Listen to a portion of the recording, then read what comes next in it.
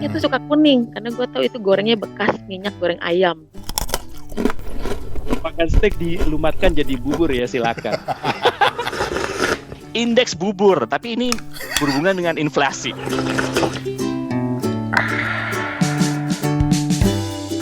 Hey there, apa kabar? Assalamualaikum, ketemu lagi di segmen Makan untuk Ngoceh dari Suarane Podcast bareng gua Rane Hafid dari Bangkok, Thailand. Sawadikap. Makan untuk Ngoceh ini adalah sebuah segmen dari Suarane Podcast yang mengulas soal makan, dan makan. Bahasa kerennya sih kuliner, tapi intinya tetap aja makan. Nah, kali ini kita akan bahas soal makanan yang belakangan ini jadi fenomena justru karena perdebatan soal cara makannya. Diaduk apa nggak diaduk? Udah ketebak dong makanan apa itu? Di barat dia disebut sebagai congee, yang konon berasal dari bahasa Afrika atau Timur Tengah gitu, kanji. Jadi intinya adalah bubur yang berbasiskan beras atau nasi. Ya, orang Indonesia lebih kenal dengan sebutan bubur ayam. Padahal ada juga yang nggak dipakein ayam, tapi tetap disebut sebagai bubur ayam. Nah, yang bikin gue seneng karena episode bubur ayam ini lengkap banget gitu ya. Gue sempat bikin survei kecil-kecilan, makasih banget yang udah ikutan survei di Instagram. Terus juga kita akan mengulas macam-macam bubur ayam. Terus ada seorang teman di Jepang, seorang akademisi yang punya teori tentang perdebatan diaduk sama tidak diaduk. Dan ada lagi teman yang bahkan bisa bicara soal bubur dari sisi ekonomi, cuy. Beneran, gue gak bohong, ntar lu dengerin. Tapi kita ketemu dulu lah dengan seorang teman gue di Bogor. Jadi Bogor ini bisa dibilang sebagai salah satu destinasi yang paling dekat dan paling sering gue tuju buat wisata kuliner, buat cari makanan-makanan enak, termasuk buburnya cuy, bubur ayamnya yang ajib banget. Nah, bareng temen gue ini, namanya Dina Mardiana, tapi biasa dipanggil Obeng, kita akan mulai dengan ngobrolin macem-macem bubur. Yuk, kita ke Bogor cuy. Kalau di Bogor, bubur-bubur yang lu suka tuh kayak apa sih, Beng, yang jadi langganan lu? Sebenarnya kan di Indonesia bubur banyak ya. Kayaknya kalau bubur Bogor lebih deket ke bubur Bandung sebetulnya. Pertama dia kental, pakai kerupuk sama topping kan, si buburnya asin ya. Tapi kalau dipikir-pikir, bubur Bogor aja nggak benar-benar sama si Bandung, karena gue nggak cocok tuh makan bubur di Bandung. Jadi kalau buburnya sama-sama kental kalau di Bogor, asin. Terus kan kalau bubur lain suka ada siraman kuah gitu ya. Di Bogor tuh kayak ada kaldu kental warna kuning. Jadi dikasih kecap asin, dikasih bumbu yang kuning gitu. Udah, kalau topping rasanya setiap bubur pasti punya topping ya, dan rata-rata sama lah. Bawang goreng, kacang, seledri, sama kerupuk. Tapi hiasan yang lainnya. Cakwe nggak? Cakwe? Cakwe ada yang gue suka di sini. Ada bubur kabita namanya, dia pakai cakwe. Buat gue makan bubur yang penting adalah toppingnya banyak, itu sih sebetulnya. Buburnya nggak usah banyak-banyak karena gue makan topping bukan makan bubur. jadi kalau buat gue intinya yang penting bubur itu nggak cair, kental, terus asin dari. Jadi nggak usah dikasih kaldu pun sebenarnya udah asin. Jadi tinggal mainin topping kan. Cuman kalau bubur Bogor dipikir-pikir, ya itu toppingnya, ya itu hiasan-hiasannya itu menanti sate usus, sate ampela, sate ati, sama sate telur puyuh. Dimana telur puyuh itu yang lebih ngeri karena kolesterol paling tinggi ya itunya. Udah. Kita jangan ngomongin kolesterol dulu ya. Cuman ada ciri khasnya di Bogor yang gue suka. Kerupuknya tuh suka kuning karena gue tahu itu gorengnya bekas minyak goreng ayam. Jadi gurih ya? Gurih, enak tuh. Tapi bukan bubur Cianjur juga ya, ada kuah kuning, tapi bubur Cianjur tuh becek. Kalau bubur Cianjur itu kan ya benar lebih becek ya, kuahnya itu lebih encer. Kalau bubur Bogor itu kan lebih kental ya kuahnya ya. Dan nggak ada irisan daun bawang ya di kuahnya itu. Lu nggak suka bubur pakai daun bawang? Daun bawang gue makan, tapi di bubur Cianjur tuh beceknya itu yang bikin ganggu sebenarnya. Kalau langganan bubur lu biasanya di mana? Yang paling gue suka pertama di pinggir lapangan Sempur. Baru kemarin pagi tuh gue makan. Di pinggir lapangan Sempur ya? 19.000 juga kenyang kayaknya. Oke. Langganan yang kedua tuh bubur kabita di deket pintu gerbang kampus IPB yang deket Botani Square, Tugu Kujang. Di situ rata-rata buburnya sebenarnya sama seperti yang tadi dijelasin, tapi dia pakai cakwe. Toppingnya rame. Ada cakwenya. Dan anak-anak kuliah atau teman-teman yang mau kerja di Jakarta, janjian bareng berangkat, kadang-kadang suka mampir ke situ cuma untuk makan cepat gitu. Sarapan di situ ya. Sarapan di situ, namanya bubur kabita. Bubur kabita. Itu gerobakan juga atau warung? Gerobakan, Oh, gerobakan. angkring di depan rumah orang lah, yang diizinkan barangkali. Itu cuma modal bangku-bangku plastik. Jam 10 juga pulang. Oke. Selain bubur khas Bogor, lu pernah nyobain bubur lain nggak sih? Bubur Manado, tapi nggak banyak. Nggak sering. Lu suka bubur Manado? Pada dasarnya sebenarnya gue bisa makan apa aja ya, jadi tetap gue makan. Kan bubur Manado tuh suka pakai ada ikan ya, ada lauknya Mm-mm. di atas. Mm-mm. Sensasi yang beda sih, terus ada campuran sayur kan. Cuman yang Nggak pernah. Oke. Bang Rani pernah dengar nggak bubur Betawi? Penasaran juga yang pakai Semur. kuah semur kan? Kebayang gue ngebayanginnya bikin bubur disiram sama semur bikinan nenek gue. Manis amat ya. Tapi itu khas. Ya namanya Betawi ya. Semur itu adalah bagian dari keniscayaan. Nasi uduk aja pakai semur jengkol gitu kan. Betawi senangnya. Semur tahu. Dan konon katanya jarang juga yang jual. Padahal nenek gue Betawi loh. Jarang. Bubur Betawi itu katanya musiman. Jadi kayak budaya Cina yang bubur itu dimakan pada saat-saat tertentu gitu. Nah, gua nggak tahu saat-saatnya apa, tapi di Betawi itu katanya bubur Betawi itu memang musiman. Bubur Cianjur pernah makan, yang tadi dibilangin. Bubur Bandung, apalagi ya karena gue banyaknya di Sunda. Bubur mana lagi? Kayak Bubur Cirebon. bubur Cirebon gue belum pernah Bubur makan. Cirebon itu sebenarnya lebih mirip bubur Cianjur. Dia pakai kaldu juga warna kuning cair gitu ya. Kacang, ayam, kerupuk plus sate-sateannya. Ada bubur yang pernah pakai toge, tapi gue nggak tahu itu bubur dari mana. Bubur pakai toge. Makanya. Tapi itu gilanya ya Indonesia. Itu dia. Makanan cuma ngomongin bubur aja, lu bisa ngomongin berapa puluh jenis. Nah, kalau gue pribadi, gue lebih suka, gue nggak tahu ya, kayaknya ini lebih dekat ke bubur Bandung. Tapi kalau di rumah gue di Bekasi, gue suka julukin itu bubur motor, karena jualannya itu kelilingnya pakai motor. Dan buburnya bubur Bandung, yang full kecap. Gayanya kayak bubur Bandung, tapi dia nggak pakai kecap manis. Jadi buburnya kental, ditaruhin kecap asin, suiran ayam, kacang kedelai, goreng, kerupuk, dan yang paling gue demen adalah tongcai. Iya, gue baru mau nyebut. Dari tadi kita ngomongin bubur, nggak ada topping yang kita sebut tongcai. Padahal tongcai itu enak, bikin sensasi asin ya. Itu dia. Dan tongcai itu kan sebenarnya apa ya? Lobak atau sawi. Sayuran yang diawetkan, mirip kimchi gitu. Kalau kimchi cuma dia kan pakai bumbu gitu ya. Ya, ini kayaknya enggak, dan dicincang kecil-kecil gitu ya. Dicincang kecil-kecil jadi asin gitu. Itu gua kalau bubur, mie ayam tuh kalau ada tongcainya udah gua demen deh. Sama bakso juga kalau ada tongcainya. Bakso juga. Kalau main di Bogor bisa beli di pecinan. Kemasan kecil murah banget, gue pernah beli 1 bal. Kalau orang Jepang sih percaya bahwa yang namanya lobak, karena tongcai itu juga ada yang dari lobak. Lobak sawi itu memunculkan rasa gurih. Kalau orang Jepang bilangnya umami. Makanya kalau di Jepang itu atau di masyarakat Cina, lu kalau makan mie ayam kan suka ada kuahnya tuh ya, kuah yang terpisah tuh, Bang. Nah, itu sebenarnya katanya nggak pakai kaldu aja, dia cukup pakai rebusan sawi putih, itu udah gurih. Sebenarnya kalau gue sawi nggak terlalu suka sih, tapi tongcai suka. Aneh ya? Tongcai, padahal tuh sawi sebenarnya gitu kan. Jadi ya itu, gue sukanya gitu karena tongcainya. Jadi kadang-kadang tongcainya gue banyakin, kadang-kadang gue bilang nggak pakai kacang, nggak pakai suiran ayam. Bubur sama tongcai doang. Saking ngefansnya gue sama tongcai, gue kalau di rumah bini gue bikin bubur ayam atau ada tukang bubur ayam lewat, tuh gue beli setengah mangkok aja, Bang, buburnya. Terus gue tambahin air sampai penuh, terus gue masak lagi supaya cair. Karena gue suka bubur cair. Dimasak dengan tongcai, terus sampai ngembang tongcainya. Masukin telur mentah, aduk deh. Tapi ngomongin tadi ya, bubur kan kalorinya padahal tinggi. Padahal percaya nggak percaya, orang kita habis makan bubur ngerasa belum makan loh, tetap butuh nasi. Jadi sarapan bubur tuh berasa enteng. Itu ada ceritanya tuh. Justru katanya karena bubur itu dimasak dengan beras yang lebih sedikit, makanya lu cepat lapar. Oh, Iya, Coba deh lu rasain deh, lu makan bubur, ya tapi bukan porsi yang kayak disempur ya.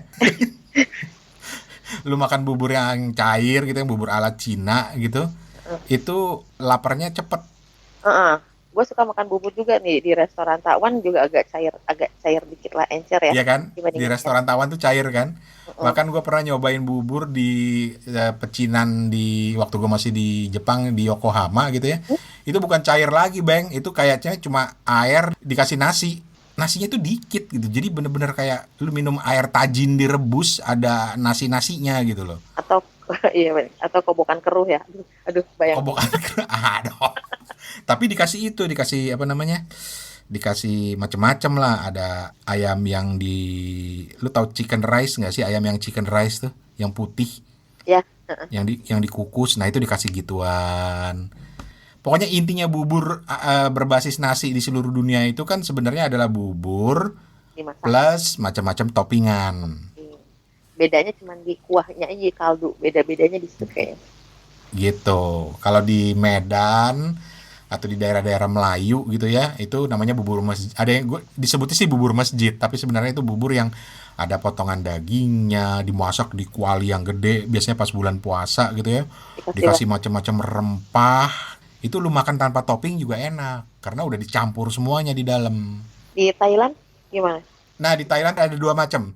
Jadi di kalangan masyarakat Thailand yang selatan, Muslim gitu ya rata-rata, itu lebih dekat ke bubur masjid yang udah irisan daging, irisan sayur, apa namanya, jagung, pipilan jagung itu diaduk jadi satu, ditambahin kaldu, udah.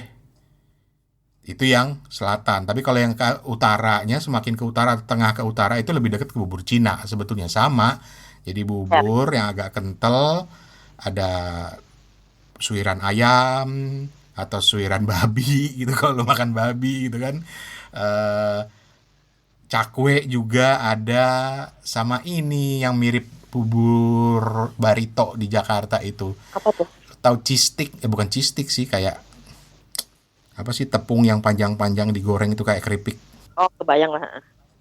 Pokoknya kurang lebih kayak gitu. Nah, itu dicampur begituan. Kalau bubur barito, nah ini lain lagi nih. Kalau bubur barito itu terkenal.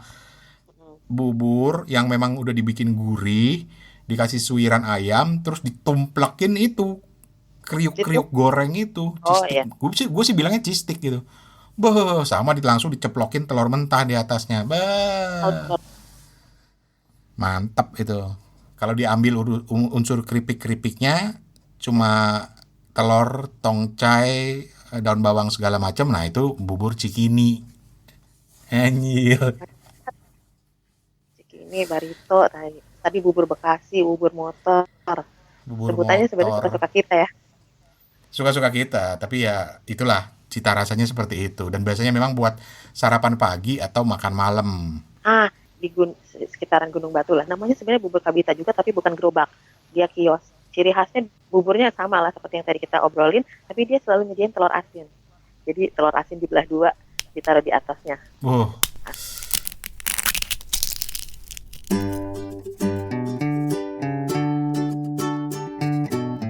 Thank you, Bang.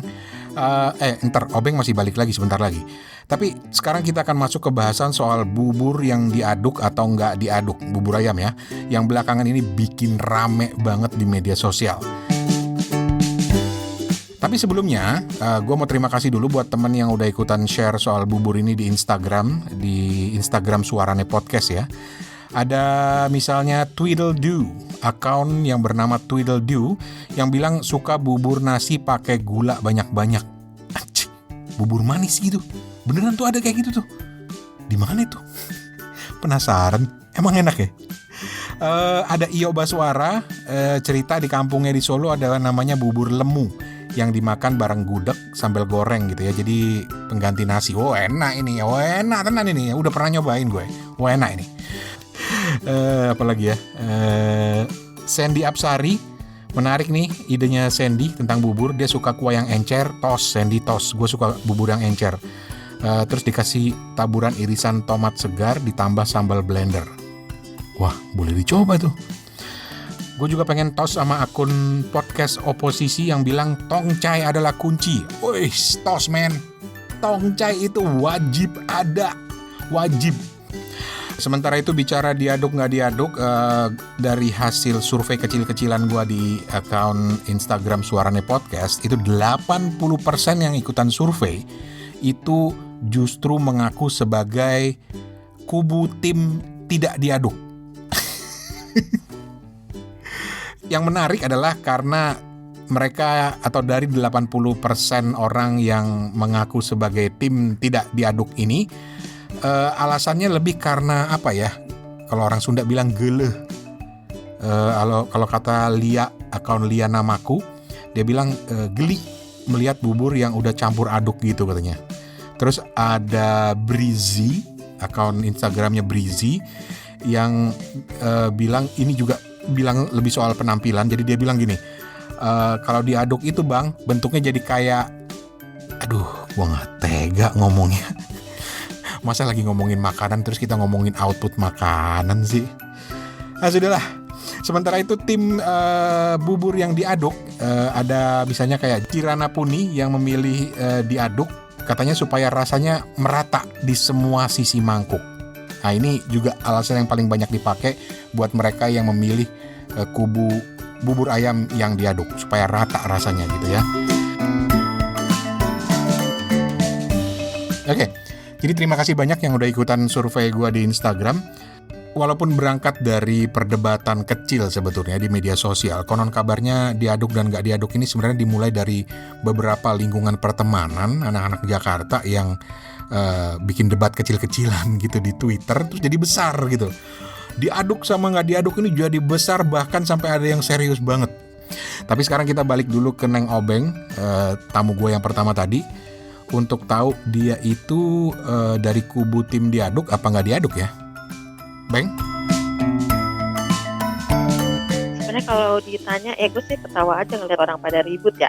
Sebenarnya gue nggak kedua-duanya, karena gue makan bubur itu diaduk asal, jadi tidak benar-benar teraduk, tapi juga nggak utuh. Ulang, gimana? Jadi kalau gue makan bubur kan dikasih topping atasnya tuh, diaduknya ngasal aja, cuma biar asal celup aja, tapi nggak diaduk, tapi asal nyelup aja yang toppingnya tuh agak tenggelam sedikit. Jadi kerupuknya tuh misalnya kerupuknya masih ada yang keras. Ada yang di atas masih kering, ada juga yang tenggelam. Jadi ketika gue nyendok pakai sendok makan tuh, setiap makan tuh masih ada kriuk-kriuk gitu. Si toppingnya tuh nggak semuanya basah. Dan anehnya gue ketika kerupuk keringnya itu habis, gue selesai makan buburnya walaupun buburnya masih ada. Serius. Lu sebenarnya mau makan bubur apa makan kerupuk sih, Beng? Enggak, kan gue ngomong sama abangnya, bang minta kerupuk dipisah ya satu mangkok gitu, toppingnya yang banyak, buburnya sedikit aja. Saya nggak makan bubur, saya makan topping dikasih bubur gitu. Jadi orang Sempur tuh udah tahu banget kalau pas gue dateng buburnya setengah, toppingnya normal, kasih kerupuk satu mangkok di sebelahnya. Jadi setiap habis top up. Nih gue baru nemu lagi ada yang aneh begini. Lah sekarang pertanyaan gue, emang kenapa kalau diaduk rata gitu, kenapa lu nggak suka? Terlalu basah ya. Oh iya, karena kesukaan gue makan sebenarnya nggak becek ya, agak kering. Makanan gue tuh semua juga makanan. Jadi kalau diaduk juga agak-agak benyek, geleh sih kalau kata bahasa Sunda ya. Geleh. Tapi kalau ada orang yang itu yang grup diaduk sampai hancur gitu ya, terus dia makan gitu, kayaknya nggak bisa. Lagian gue suka sensasi kriuk-kriuknya itu loh, toppingnya setengah basah, setengah kering, itu suara bunyi yang kemakan gitu. Jadi sebenarnya kan makan bubur itu kayak tadi berasa orang sakit kan, becek, lembek gitu kan, tapi dengan topping penuh gitu kan, kelembekannya itu kayak keisi gitu. Jadi bukan makanan orang sakit juga ya. Jadi bayangin ya ketika gue nyendok buburnya sedikit kan, kerupuk sama toppingnya banyak, beradu juga lah sama sate ampela yang gue gigit, rame banget kan di mulut, buburnya mah minor itu.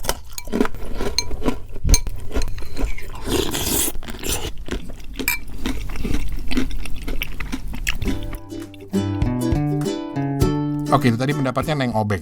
Nah, seperti gue janjiin tadi, gue punya seorang teman di Jepang, di Tokyo, yang punya teori sendiri soal bubur ayam diaduk apa enggak ini.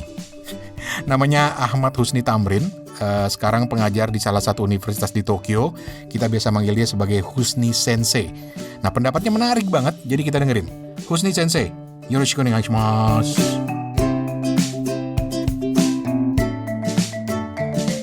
Kalau di Jepang tuh ada nggak sih padanannya bubur tuh, bubur yang nasi gitu ya?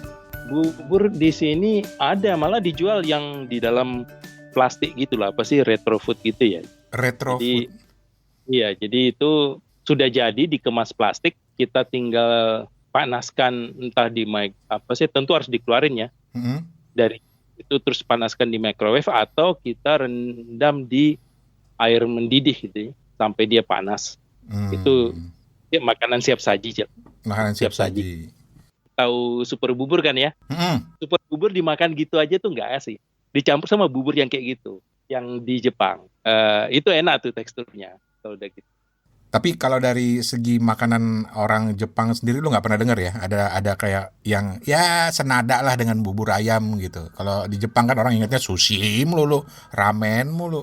Ya kalau bubur ya kayak gitu ya. Jadi kalau misalnya di rice cooker juga ada pilihan menu bikin bubur.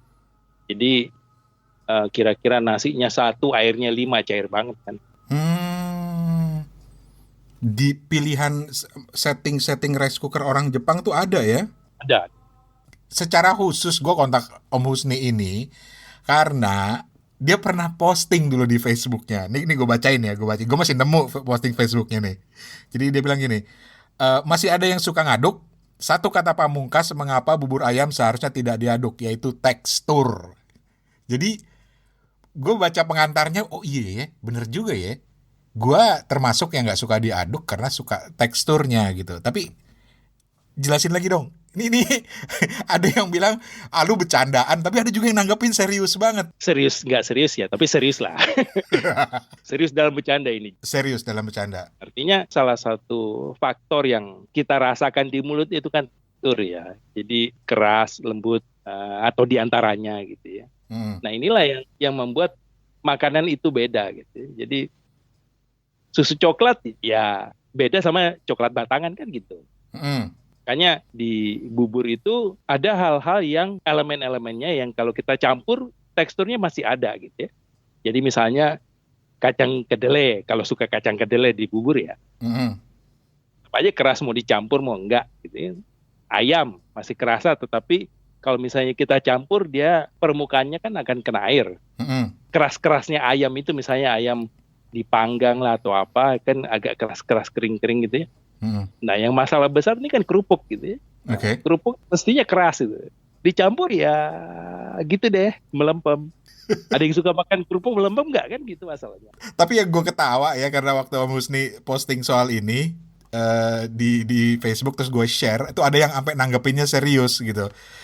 Di situ Om Husni sampai bilang gini, salah satu faktor sukses kuliner itu atau CSF itu adalah paduan keras dan lembut makanan yang terasa di mulut. Jadi benar seperti yang Om Husni tadi bilang, ayam, kedelai segala macam itu teksturnya nggak berubah gitu ya. Tapi kerupuk itu lain cerita. Dan mungkin juga kalau yang suka makan bubur pakai cakwe itu lain cerita juga kan, karena cakwe itu kan sebetulnya kayak roti sudah dicampur ke bubur jadi lembek gitu loh. Kalau dia bilang airnya tercampur juga ya silakan makan semua, dibuburkan aja kan gampang. Jadi hancurin aja semuanya, jadiin bubur jadi satu gitu ya. Ngapain kita makan A, makan B, makan C, akhirnya hancur semua, itu kan namanya nihilisme. Asik. tapi lu terus nyebut soal bagaimana kerupuk itu dimasak dengan proses hidrofobik. Ini apaan sih maksudnya? Hidrofobik itu kan kalau misalnya kita goreng ya, minyak sama air itu kan nggak pernah bisa bercampur. Gitu. Kalau yang namanya menggoreng itu, dia memasak dengan suhu tinggi dan menghilangkan air di permukaan. Airnya kan pasti mental. Jadi misalnya kalau kayak empek-empek basah gitu ya, kita masukin ke gorengan, kan muncul tuh. Itu kan karena airnya nggak bisa ada di dalam minyak. Makanya dengan proses hidrofobik itulah airnya keluar, kerupuk garing. Karena kerupuk itu kan praktis isinya permukaan aja. Dan ketika itu dicampur jadi satu di bubur, kalau gua kutip di sini tulisannya Om Husni, Itu berarti menggembosi proses hidrofobik deh maksudnya. Ya artinya melempem lagi. Tadinya airnya udah dikeluarin gitu ya. Campur air lagi, itu kan menggembosi namanya kan. Iya sih. Capek-capek digoreng, airnya keluar, dikasih air lagi, ya buat apa gitu. Bener juga. Tapi lu sendiri termasuk yang mementingkan faktor tekstur nggak sih kalau makan? Ya tekstur penting lah. Sebab Itu kan salah satu yang kita rasakan. Misalnya ya bukan bubur lah ya. Misalnya daging alot sama yang wagyu steak kan beda lah ya. Artinya kita nggak akan mungkin daging untuk rendang itu yang alot itu kita pakai untuk steak kan nggak, karena teksturnya nggak akan mungkin. Kita juga makan daging itu nggak akan kuat. Makanya tekstur ini penting. Oke. Tapi ada juga yang beraliran bahwa makan bubur tuh harus diaduk, yang mengatakan bahwa kalau diaduk itu sebetulnya kan mencampurkan semua rasanya. Sementara kalau nggak diaduk itu kan rasanya jadi terpisah-pisah. Sensasi makan buburnya nggak ada. Kalau menurut lu gimana, Om? Tergantung dia melihatnya bubur itu seperti apa ya. Kalau bubur seperti sup ya mungkin campur oke aja gitu ya. Ini kan nasi yang lebih lembek daripada nasi gitu. Makanya kadang kita mau bagian ada ayamnya, atau bagian pakai cakwenya, atau bagian pakai kacangnya kan bisa gitu. Oke. Jadi nggak masuk mulut pada saat bersamaan. Jadi menikmati potongan-potongan rasanya gitu ya, nggak dijadiin satu sekaligus. Iya. Ada juga sih yang bercanda bilang ntar juga nyampur di perut. Ya itu nihilisme itu. Kalau gitu semua makanannya jadi bubur. Mendingan dibuburin semua. Makan steak dilumatkan jadi bubur ya, silakan. Oke. Menarik. Tapi dari tadi ngobrolin, lu udah ngejelasin soal tekstur segala macem. Lu sendiri masuk tim mana, Om? Ya nggak aduk lah. Ya kan tadi ditanya kenapa. Ya tak ceritain dulu. Kalau ditanya adu atau nggak adu, ya nggak diadu dong. Argumennya jelas. Nah itulah kalau ngomong sama sensei harus begini nih, harus jelas argumennya, nggak cuma bisa sekedar bilang selera. Tapi buat gue ada satu bubur yang harus diaduk. Nggak enak kalau nggak diaduk, bubur Manado. Ya kalau itu ada kerupuknya nggak? Ada ayamnya nggak? Iya benar. Nggak ada. Nggak ada kacang kedelai, nggak ada ayam. Sayur gitu ya. Ya sayur diaduk nggak diaduk juga permukaannya basah lah. Nggak ada masalah di situ. Gila. Ini mencerahkan nih. Jadi jawaban untuk buat lo yang terlibat dalam perdebatan ini adalah kembali kepada tekstur. Kalau menurut penjelasannya Om Husni. Ya dong.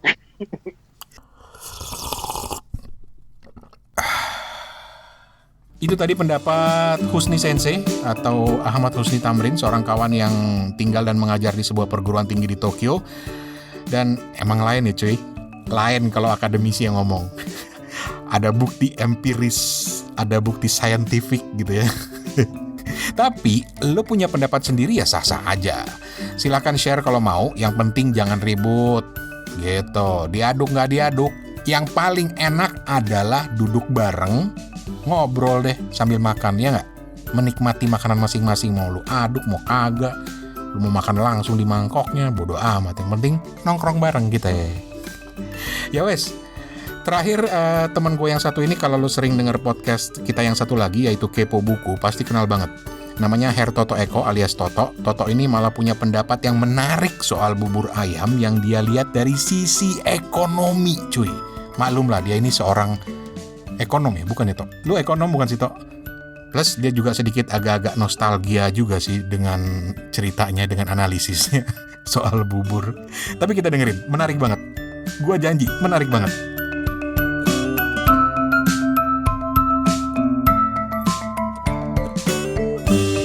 Gue begitu lu buka tema tentang bubur, gue jadi inget kisah di zaman-zaman gue SD dulu. Asik. Karena bubur itu menurut gue menunjukkan kasta, Bo. Menunjukkan strata ekonomi. Oke. Asik nih.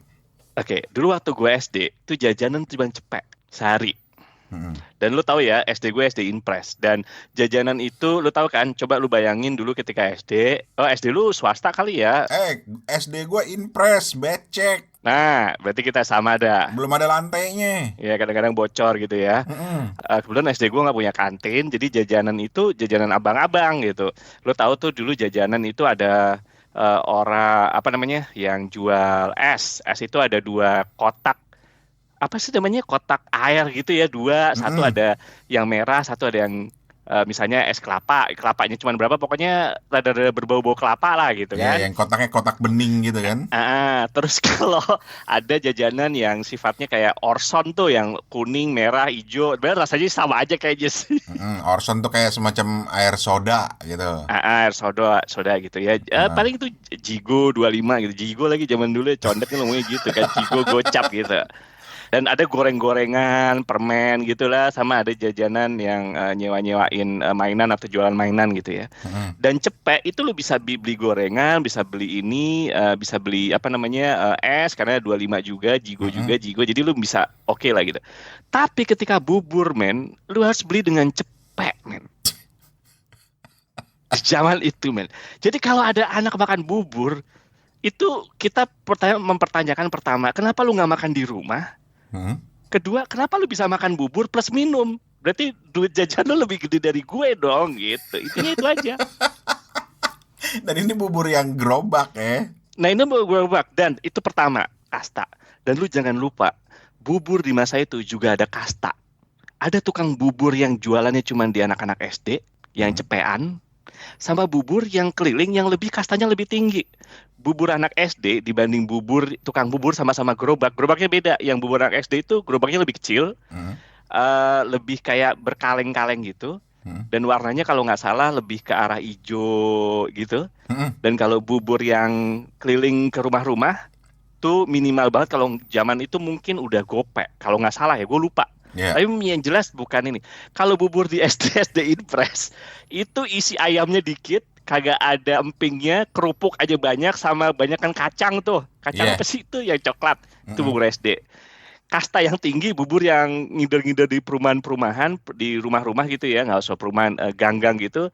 Dia gope, ayamnya banyak, ada empingnya, kuahnya, kaldu itunya lebih kuning gitu. Jadi kebayang dong lo kalau ada anak sekolah belinya bubur yang kastanya lebih tinggi lagi. Wah, itu berarti... itu gila. Tapi itu bubur yang kastanya lebih tinggi, nggak mungkin masuk ke sekolah. Dan nggak mungkin. Dan gue inget banget dulu, gue jarang makan bubur di sekolah karena uang jajan gue nggak cukup. Daripada gue seret habis makan bubur, nggak bisa beli minum kan. Dan gue inget tuh bubur-bubur sekolah itu pakai kecap asin yang rasanya khas banget tuh. Khas banget gitu kan. Ya pokoknya pas banget. Pokoknya jajanan kita kayak gitu kan, bubur dengan kecap asinnya dia yang pas. Pokoknya kalau lu bikin di rumah nggak persis kayak abang-abang gitu. Lu bikin sama kayak zaman-zamannya kasta mie ayam gitu ya. Mungkin lu bisa bahas tuh harus cocok dengan sausnya dia yang cocok gitu. Pokoknya gitu aja. Ya, harus dengan saus yang dibuat dari tomat busuk. Atau pepaya gitu kan, tapi enak gitu. Tapi sorry, gue kalau nggak pakai saus itu nggak kayak makan mie ayam gitu. Tapi itu mie ayam toppingnya, tapi bubur gitu. Jadi bubur itu menunjukkan kasta. Dan gue dulu inget banget makan bubur itu, kalau bubur dengan kasta tertinggi ya gue cuma bisa makan di rumah. Nyokap bokap gue yang beliin karena gue jelas nggak mampu gitu. Dan itu cuma bisa weekend. Nyokap gue jelas nggak mungkin beli bubur pagi-pagi kalau nggak di weekend gitu. Pagi-pagi gue udah sekolah. Dan ngapain lo beli bubur untuk ukuran nyokap gue aja mahal gitu, gopek gitu. Nah, masih bareng Toto, selanjutnya dia akan cerita tentang sebuah gagasan yang dilandaskan dari konsep ekonomi yang namanya Big Mac Index, tapi yang ini dia sebut sebagai bubur ayam index. Kita mulai dulu dengan Big Mac Index. Apaan sih Big Mac Index? Big Mac Index itu kalau lu anak ekonomi dulu yang pakai bukunya Paul Samuelson kalau nggak salah ya, gue agak-agak lupa. Dia itu bikin yang namanya Big Mac Index. Artinya gini, gampangnya gini. Lu pengen tahu rupiah ke dolar tuh berapa sih? Apakah 10.000, 14.000 gitu kan? Karena uang itu udah diperdagangkan, itu sebenarnya seharusnya uang itu nilainya sama dengan perdagangan barang dan jasa. Artinya gini, kalau gue punya Big Mac gue beli. Kenapa dia pakai Big Mac? Karena Big Mac itu menurut dia itu di semua negara rata-rata ada gitu. McDonald kan, ini tanpa nyebut merek ya, tapi gue cuman ini doang Big Mac. Kalau Big Mac di Jakarta berapa sekarang? Misalnya 50.000, misalnya kayak gitu ya. Gue nggak tahu ya Big Mac berapa ya sekarang ya, 50.000. Sementara di US itu cuman misalnya, memang misalnya misalnya $3 gitu. Berarti harusnya $1 US itu 50.000 dibagi 3 atau $5 lah. Anggaplah $5. Berarti harusnya kurs rupiah terhadap dolar, $1 itu sama dengan 10.000. Mudah nggak maksud gue? Karena kan harusnya sama, barangnya sama kan gitu. Nah itu namanya indeks Big Mac. Tapi gue punya ini sendiri nih, punya terminologi indeks bubur. Tapi ini berhubungan dengan inflasi. Indeks bubur. Bubur. Silakan. Kenapa gue bilang? Gue punya 2 tukang bubur yang lo boleh bilang, wah keren banget gitu ya, begitu dedikasi, atau lo ngenes. Kenapa dari dulu sampai sekarang masih jadi tukang bubur? Gue punya 1 tukang bubur kacang hijau, ketan hitam. Itu zaman gue SD, zaman gue belum sunat, sampai sekarang gue nih udah sekali, dia masih jualan men, dan masih pakai gerobak. Pertama itu. Kedua sama tukang bubur ayam yang kasta tertinggi, dari zaman gue SD sampai sekarang masih jualan. Nah kenapa gue bilang gini, kalau lu mau ngebandingin inflasi, kan orang biasanya pakai harga emas tuh.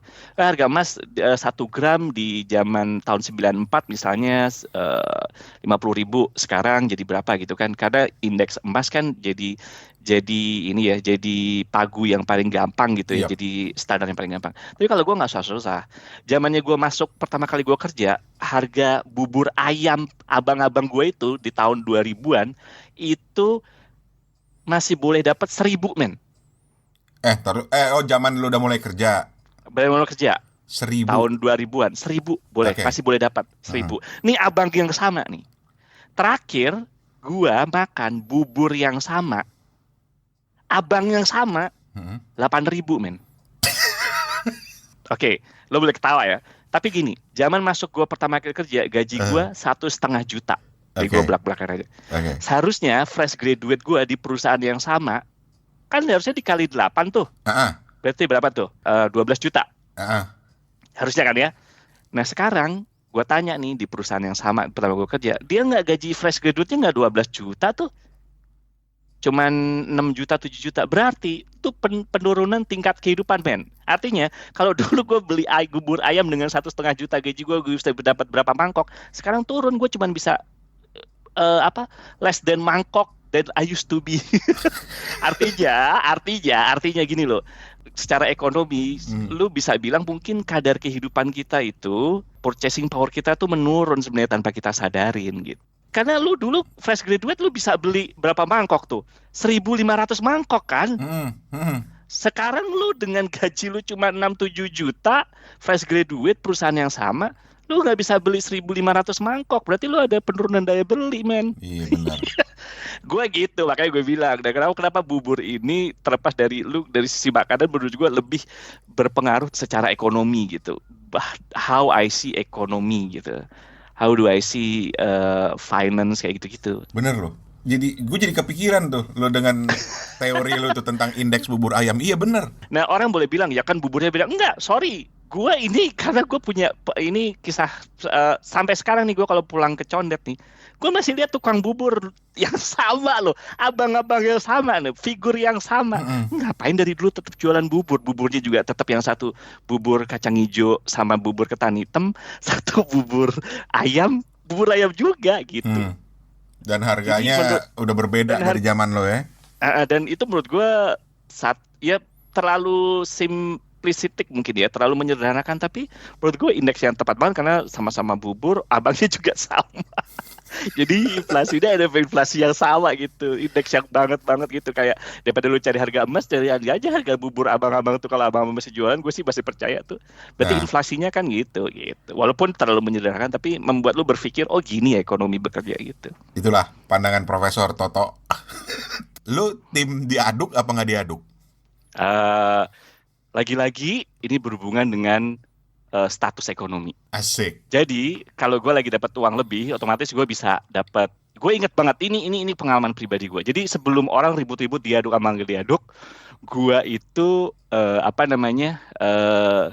udah melakukan dua hal ini, diaduk dan nggak diaduk. Jadi gue nggak fix banget gitu antara diaduk dan nggak diaduk. Tapi gue inget banget kalau gue makan bubur ayam di sekolah yang cepean itu, gue aduk men.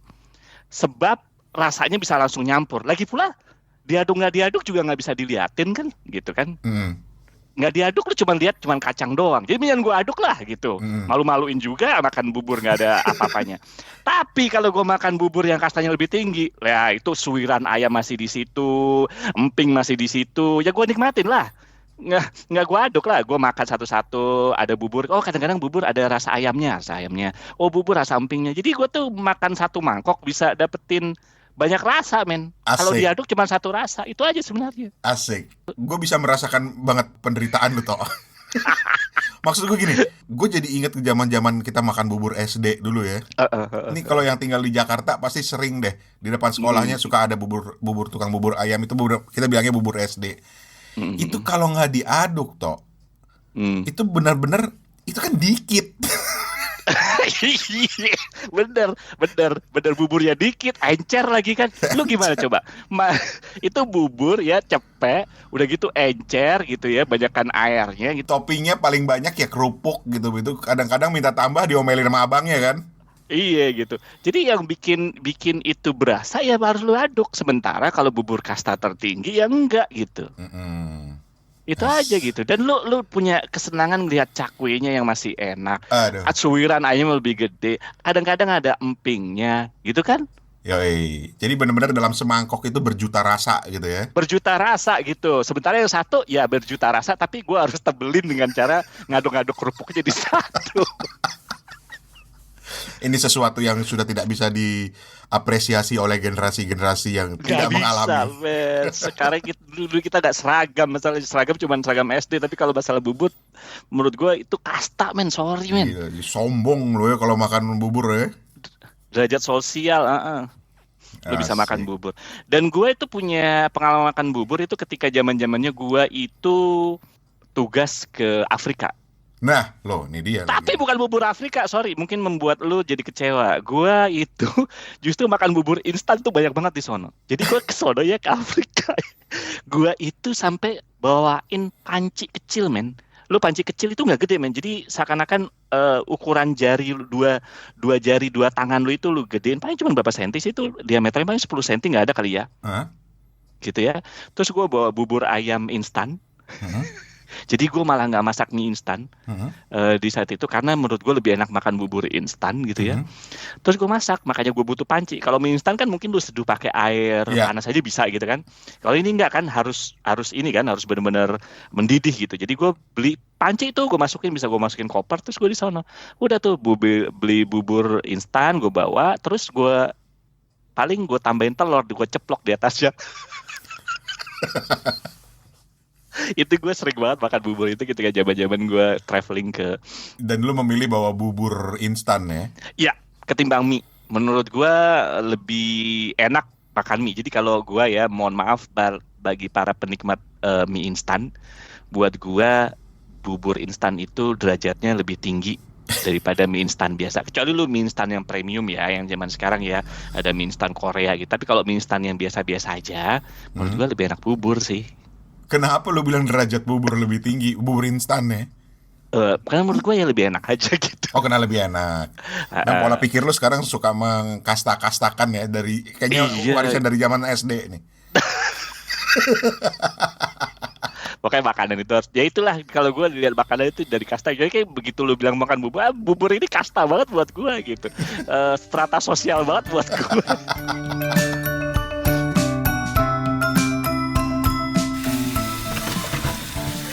So, begitulah kawan-kawan cerita tentang bubur ayam. Terima kasih banyak Toto yang barusan ngobrol. Toto ini ada di Singapura. Juga buat Husni Sensei di Tokyo. Husni Sensei, hontou ni arigatou gozaimasu. Kapan kita nyetek-nyetek bareng lagi? Nyetek. Husni ini jagoan banget kalau udah urusan bikin steak. Terus juga ada Obeng alias Dina Mardiana di Bogor. Terima kasih banyak juga buat lo yang dengerin. Terima kasih yang udah ikutan survei. Gile, ngomongin bubur ayam aja sampai segini panjang, tapi menarik.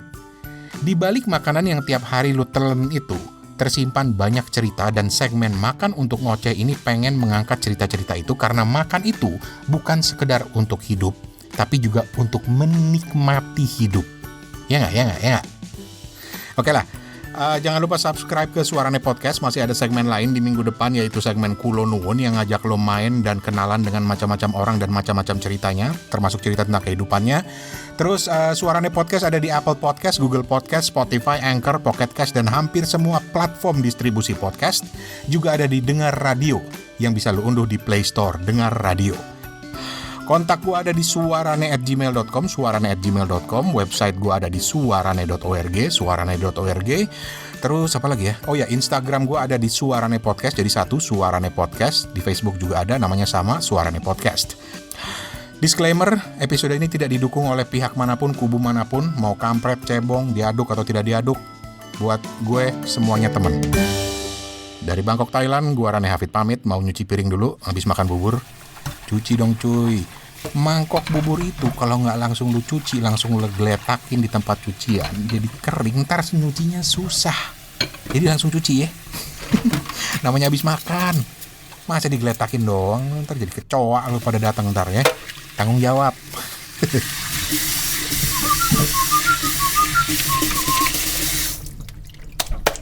Assalamualaikum.